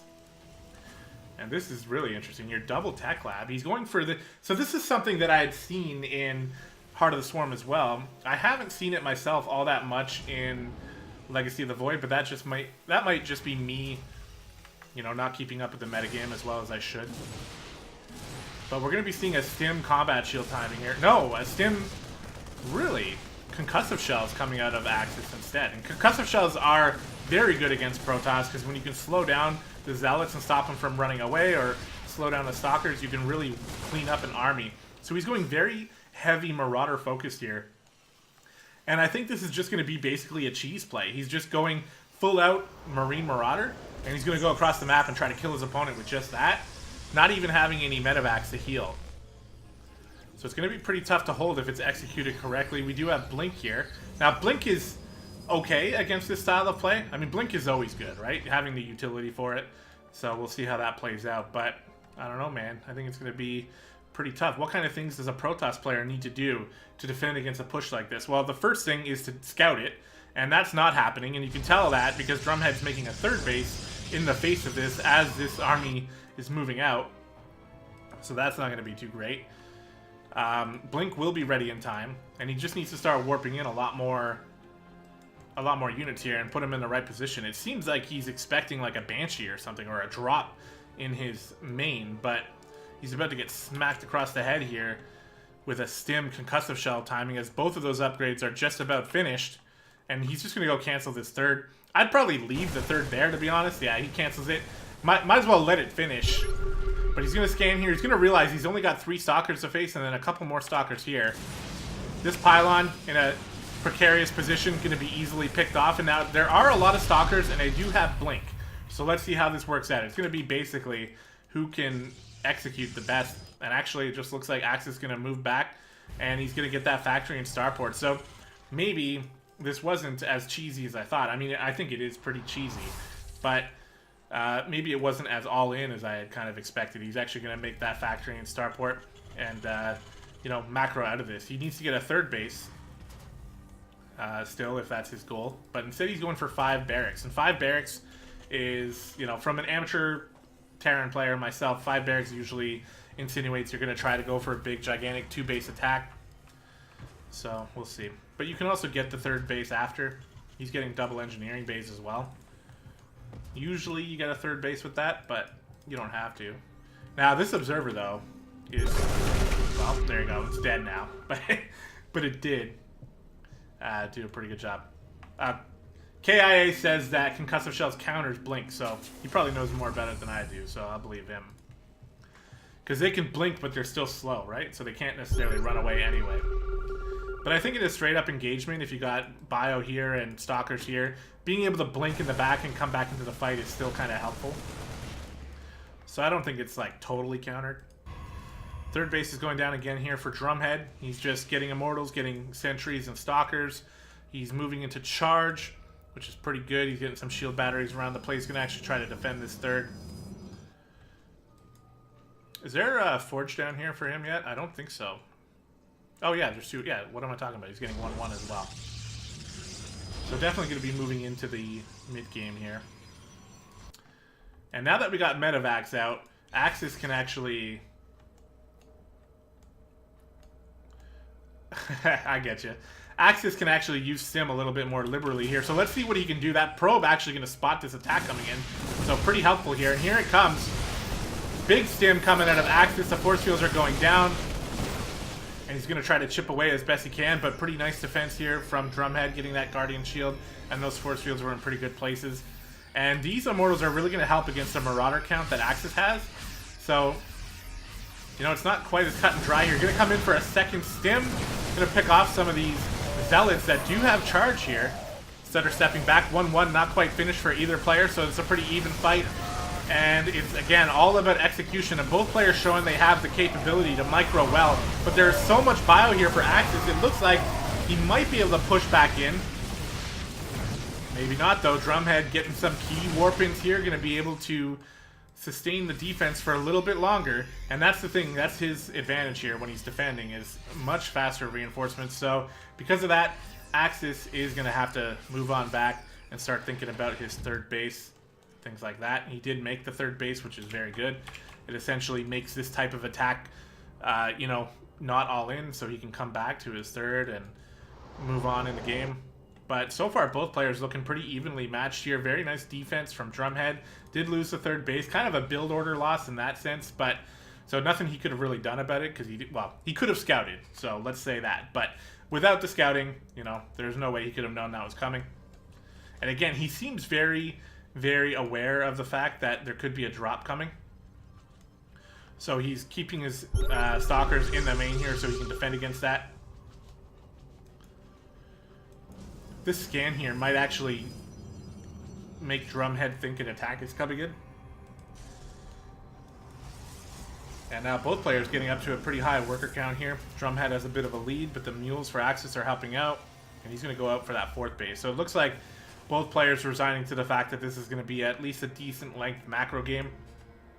Adding Liberators into the mix are very good to help you siege up a location, especially if you're trying to attack the third. I don't know what that was that died, but whatever it was, it spots this army moving out.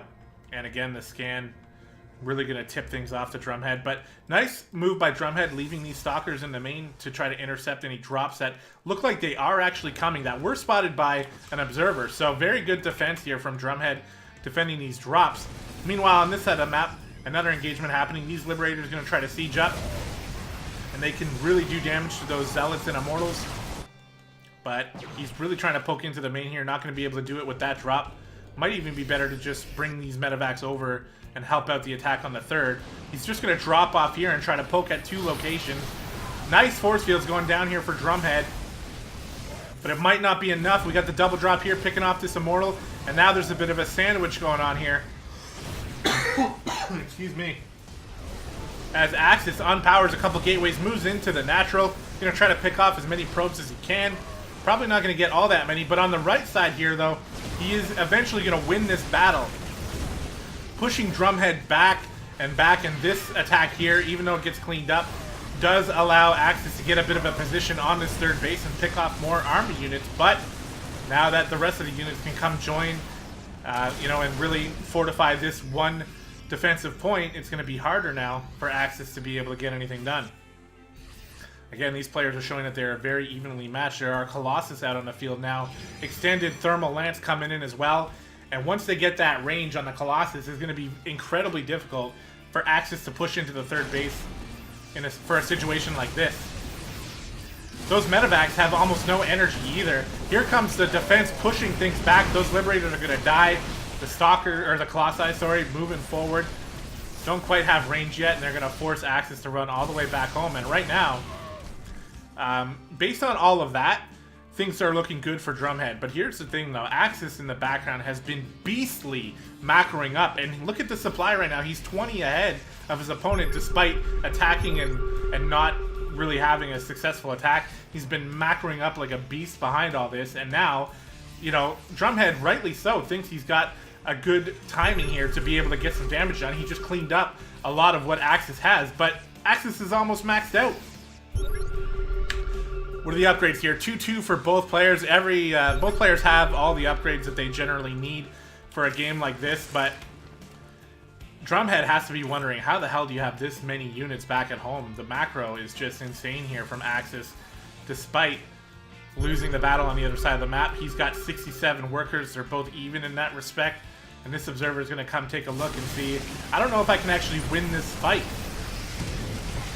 as this bio is just so much here. Even with the Colossi being picked up by the Warp Prism, there's too much bio here.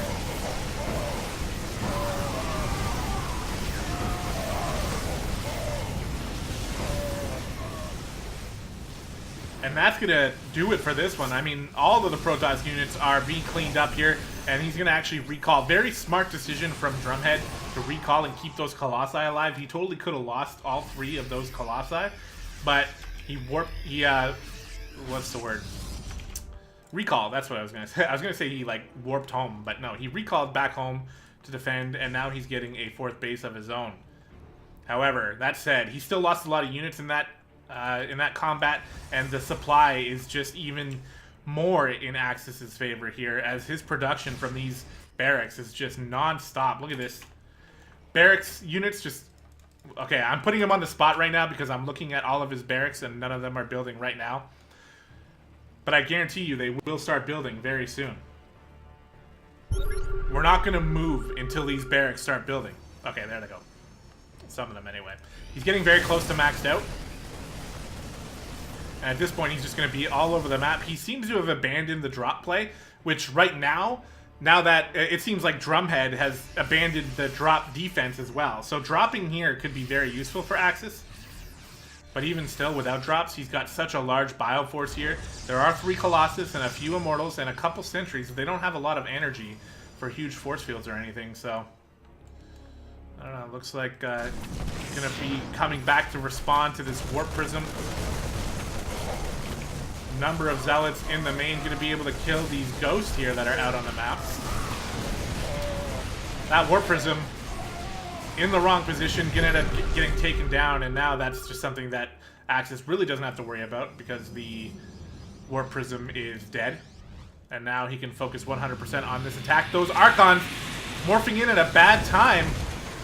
Or maybe a good time, I don't know. It's going to be okay. Not that bad of a time, but still. With the high ground here for Axis, some would say he has the advantage.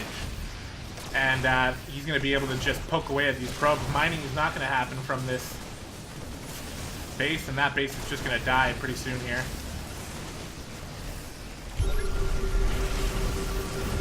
There goes the 4th base. And that's all that Axis really has to do, technically, but he's maxed out here, so he might as well be out on the map trading. So he's not going to be done here. Going to move over here, try to attack the 3rd base again. The Liberators are on siege, so this is a good time to engage for Drumhead. But now the Liberators are siege, so that has become a bad time to engage for Drumhead. He's going to try to take out these Liberators, and actually, pretty good idea by the Zealots to be able to sort of push the bio out away from the Liberator, so they couldn't really defend it, but still, doesn't matter. There's so much bio here, and again, the production back home for Axis has been keeping up to par. His units are very heavily stimmed here, so he's going to have to step back a little bit and try to get these ghosts out on the map now. And with the ghosts EMP added into this army, it's going to be even harder. Going to be even harder. But these medevacs, they probably want a little bit of a break. He's been very active on the map with them, but they have no energy to heal up all these units. And as far as upgrades go, again, everybody's got 3-3. The shield upgrades are starting to come in. We have this upgrade here that I don't know what it is off the top of my head, but I'm sure it's real good. Here we go. Might have another engagement here, but there's not a lot here for Drumhead. He could totally turn around and fight this. We're going to be seeing those EMPs go down on the... one of the Immortals got hit. And GG, says Drumhead. And that's going to do it. Air weapons, I got you. Thanks, xCloud. Yeah, that helps out for those Liberators. And that's going to do it. Axis takes the win in game number 1 of this ace match. And again, guys, we're tied 3-3 here. So that's going to move things over to our last game. Or potentially our last game. As we jump into that one. Good game from both players, though. They are pretty evenly matched. I would definitely say this wasn't as dominating of a win as, you know, the last series was for Axis last week. But still, that macro, man. Like, I don't know if I've seen macro that good coming out of a Terran player in quite a long time in this CTL. So, let's go ahead and jump back into the game here for game number 2 of this best of 3 series. Introducing the pink Terran in the top left corner of Acid Plant. He is Axis. And in the bottom right corner, representing Team All Inspiration, showing us a pretty good Protoss game. It is Drumhead.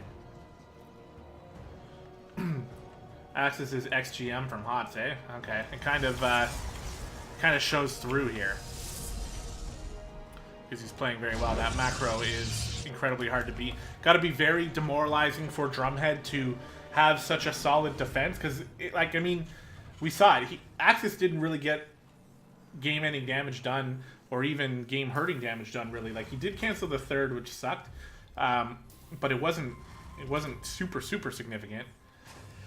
So once Drumhead finally held off that attack, he pushes him back, and then he thinks he's got an advantage, but really he was just running into even more bio units. All right, so we got that SCV moving out and the probe moving out for Drumhead as well. And I wonder how these players are going to mix it up here in this game, if we're going to see something different. I'm already noticing... Well, actually, I don't know if I'm really noticing anything yet. Let's just wait until we see things before we talk. Reaper coming out from Axis, and he's got 2 SCVs down here to try to push this probe away. So he'll be able to make a second base.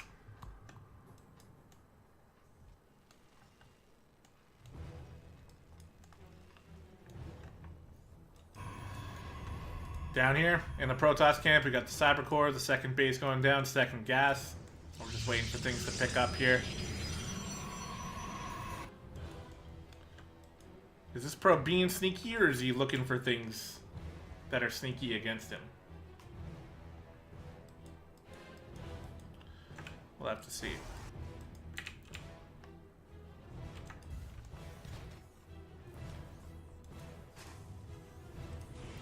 There's a Reaper. I was looking for you. Reaper coming across the map. Gonna see what he can see. He's gonna see the second base. He's gonna see pretty standard stuff. Second gas here from the Protoss. And this Stalker's gonna come out and basically shoo him away. And Drumhead has been very active on the other side of the map with his probe as well, trying to get as much scouting as he can.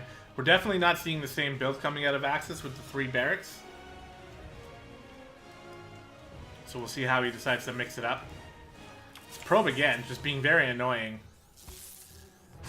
If he was given a little bit more... Oh my god, he actually did stop. He delayed this command center. This is so annoying. Luckily, there's an SCV right here that's just going to be able to quickly finish that up. It took like a split second. But not going to hurt Axis too much. Third command center. Okay, so now we're going for the complete opposite playstyle from Axis, showing us that he's got multiple playstyles that he can rely on. Engineering bay as well. I think that's probably going to be for some turrets to defend against Stargate. But it's actually... Or it could be for this Twilight Council that he just scouted, because it might be DTs as well. So he wants those engineering bays done. It looks like Drumhead is sticking to a similar plan. He's getting Blink. He's going to get 3 gateways total and just defend his second base, maybe try to move out and take a third at some point.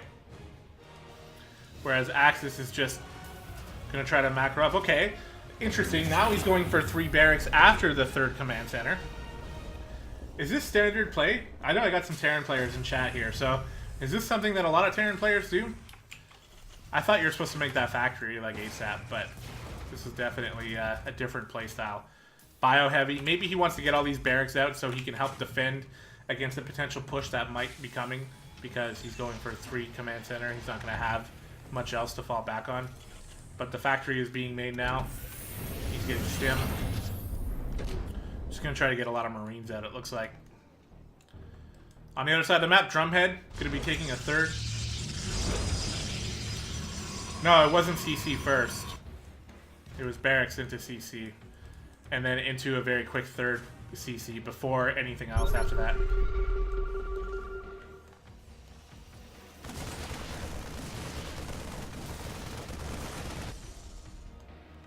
What do we got here on Drumhead's side of things? He's got the Robo out. He's making an Observer. He's again protecting against that potential drop or a Liberator. Getting double Forge. So it looks like we're going to be going into a macro game again, at least from Drumhead's side of things.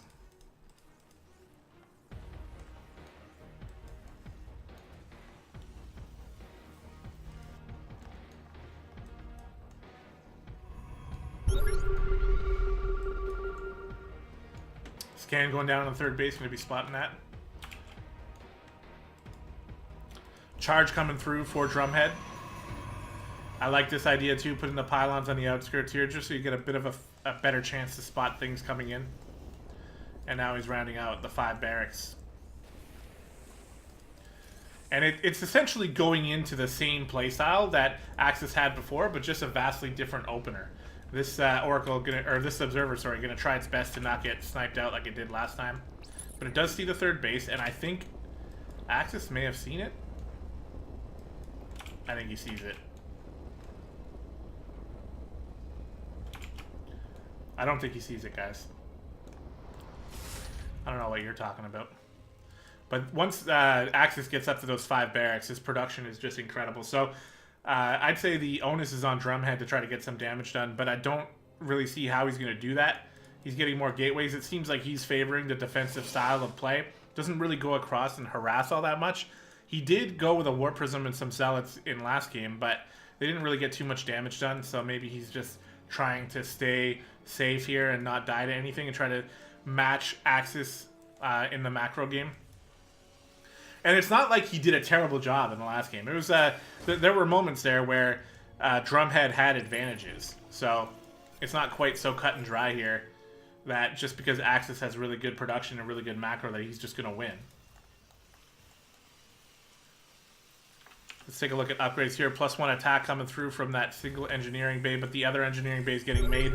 Same with the armory. That Observer finally goes down. Again, Immortals coming out here. More gateways. Focusing his defenses over on the 3rd base here. The supply is in favor of Axis right now, but not by that much.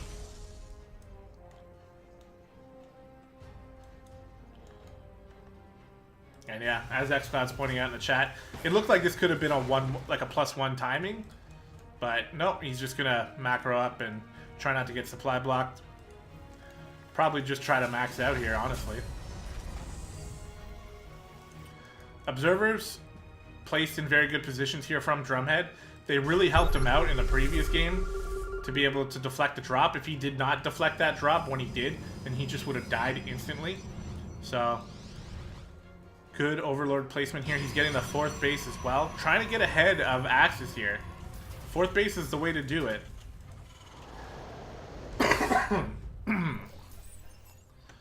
But Axis production is on point here as he's getting Widow Mines, he's getting Medivacs, he's looking like he wants to push across the map and pressure maybe with the combat shields. It doesn't always have to be a timing though. Now this Phoenix is going to spot this big army of Axis and probably going to force him to reposition his army here. I think he wants to have his army maybe around here somewhere so he can defend the 4th too, but I don't know, we'll have to see. Axis is definitely moving across the map though. And again, these probes, like, it seems like they're just left out there by mistake, but these probes keep giving Drumhead the information he needs. He knows his attack is coming now, so he's getting ready to defend against this. He's got the high ground up here. He's got sentries with a lot of energy. He's going to be able to cut these forces up with force fields. He's got Guardian Shield as well. Let's see how he handles it. Nice job baiting out the force fields here from Axis. Is he going to be dropping behind this? It doesn't look like it. Maybe he knows that Drumhead has good drop defense, so he's not really investing in it. And he's essentially just posturing here. But he's got the low ground. Zealot's going to try to trigger some of these Widow Mines. He does get one of them. And we have a Warp Prism out here for Drumhead as well to help out with those quicker reinforcements. This fourth base is getting probed up here, so Axis is going to want to do some damage. Archons are hallucinated. They're going to try to lead the charge here. They are tanking a lot of damage. But the scan gives that away, right? I think the scan can see that they're hallucinated. So, still, clever idea from Drumhead to try to make his army look much bigger than it actually is. Meanwhile, behind the scenes, again, no harassment from Drumhead. See, this is the perfect time to take a Warp Prism over here and drop some Zealots. Well, there's not a lot going on. This is kind of funny. He just sacrifices hallucinated Zealots, or Archons. Now pushing down into this Bioforce. He does have Guardian Shield and Charge on his Zealots. He is pushing Axis back here, blinking forward with the Stalkers, forcing a boost out of Axis, and both these players playing very well right now, but there's so much more bio here. Again, Axis macro showing itself here as these reinforcements are huge, and a big engagement happening here. Force fields are very, very good. Look at all these army units not doing anything, but it doesn't matter because Drumhead is being whittled away. The force fields are good, and the army composition is strong, but it's not going to be enough. The amount of units that Axis has is just way too much, and he's going to basically tear Drumhead apart. However, there's a Warp Prism here. I don't know if it actually did anything. I may have missed something here. Maybe something happened, but if so, it wasn't too significant, and this Warp Prism is dead now. So with that engagement, Axis gives himself a very heavy lead. He's got a fusion core, by the way. What's that for? Is that for Liberator range, maybe? Does he have Liberator range? I think he does. Yeah, I believe so. This is Liberator range, isn't it? I think so. Anyway, Axis getting ready to posture again, moving forward. The rocks are being taken down, but I think this is actually going to help Axis as he opens up another attack path here. I think he was planning on tearing down those rocks anyway. There are 4 Colossus here, 5 Colossus here. They do have range as well. So this is a choke point you don't really want to attack into if you can help it. Those Stalkers are dead. However, if you have Liberator range like this, then maybe it's a different story. These Colossus are going to have nowhere to stand, and he's going to be able to move up the ramp here and get a lot of damage done. There's not a lot of Protoss army here. Poking and prodding the best he can. These Liberators are going to start hitting these Colossus, and the bio is coming up here to start hitting the Colossus as well, and this is getting worse and worse here for Drumhead as Axis is storming the base. Coming on into the 4th, there's going to be nothing left here to defend it. Nice attempt here with the Disruptor, but it's not going to be too much except for that Ghost that died, and that 4th base is dead. Here's another Disruptor, going to try to get something done. And once again, just one Ghost dies as you hear him cry in pain. The Ghost has some of the best death cries in the game, and we got to hear it a couple times there. But look at this here. Axis got the 4th. He's getting the 5th. He, again, hasn't really been harassed. There was a Warp Prism over here. I don't know if it actually did any harassment or not, but it ended up going down without too much trouble. And these Disruptors have been changed now. They explode on impact, so they're not quite as game-changing as they used to be. And Axis is setting those Liberators up here on the 3rd. He wants to choke Drumhead out, and this army is just not going to be big enough to do anything about it. He just has to watch those Disruptor shots, but there's nothing really here. I'm not sure about this movement here from Drumhead. He's moving down on the low ground, essentially giving... Okay, decent Disruptor shots there, but now there's nothing left. The 3rd base goes down. The Disruptors die. Okay, one more Disruptor gets a pretty good shot. A little bit of a sloppy fight here from both players, but Axis just having more is going to end up coming out on top here, I'm pretty sure. Liberators are not positioned to do anything either at this moment, but with a little bit of stutter step micro and positioning, he's going to be able to wipe this out. These charge lots going to try to get something done, and charge lots are pretty strong, so it looks like Axis is going to pick up, going to cut his lot. Well, he's not cutting his losses. He's happy with the damage he's done after taking out the 3rd base and go on home. I mean, again, he hasn't had much harassment on his side of the map, so he's been able to force the issue the entire game. He still has 72 workers plus mules. There's a base over here that's been mining for a little while, but it hasn't been mining too heavily, and it looks like this Liberator's about to find it. All you gotta do is just this.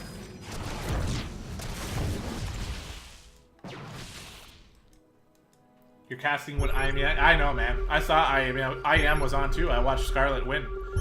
But this is my best time to cast, so it just has to happen. People who missed it can watch the VOD. I don't mind. Would that have done damage? I guess not, because it looked like it's still connected. So I don't know if Protoss disruptors can damage their own units anymore. It looked like it didn't. It didn't. So that's my guess. So Axis knows about the base in this bottom left corner now, so all he has to do is just go kill it. It's really not going to take much effort from him, because this is all that we got here from Drumhead. So here we go. Sieging up the 4th base, or the 5th base, whichever it was. It's going to go down instantly. Not too much problem. These disruptors might get off some good hits. Nope. Next to nothing done with those disruptors. That's going to be it for Drumhead. He GG's out, and that is going to do it, guys. That is Axis sealing the deal for LiT against a very strong all-inspiration team. And honestly, that was a great series of games. I got to say, I had a lot of fun casting each and every one of those games. There were a couple stomps, a couple, you know, big mistakes from players, but also a couple great-ass games. And because of that, LiT is going to take the win in week number 2 against All Inspiration.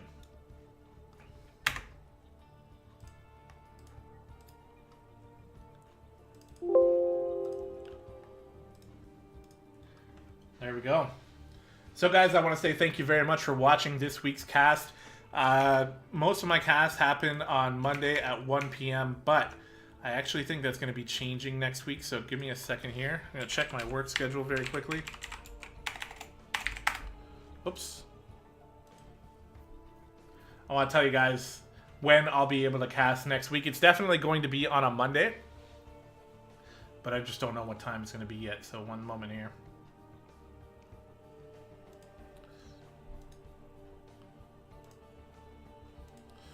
Yeah, that always happens. Hold on. My work schedule site is busted to shit. Should work if I do it this way. It's taking forever to load. It's possible my schedule might be down, actually. Sometimes that happens, so I might not be able to tell you the exact timing here.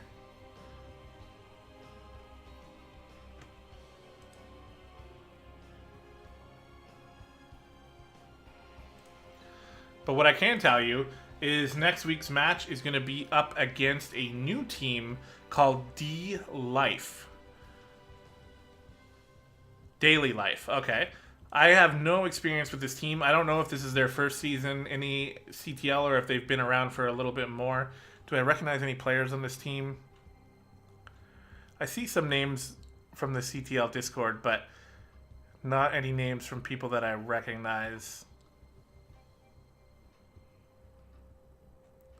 No. And my work schedule website is not loading either, so I'm not going to be able to give you an exact time, but I will let you know. Oh, xCloud confirms D-Life has been in there for a couple seasons. So they've been around for a little while, but it's going to be my first time casting them.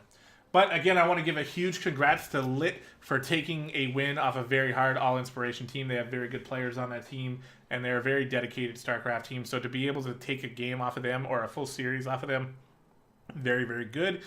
And that's going to improve our record to 1-1 this week. Next week, we're going to be facing Daily Life, and we'll see how that goes. But again, guys, thanks so much for watching. I really appreciate it. Don't forget to check out the YouTube channel, which is youtube.com/gdoggcasey, where this VOD will be.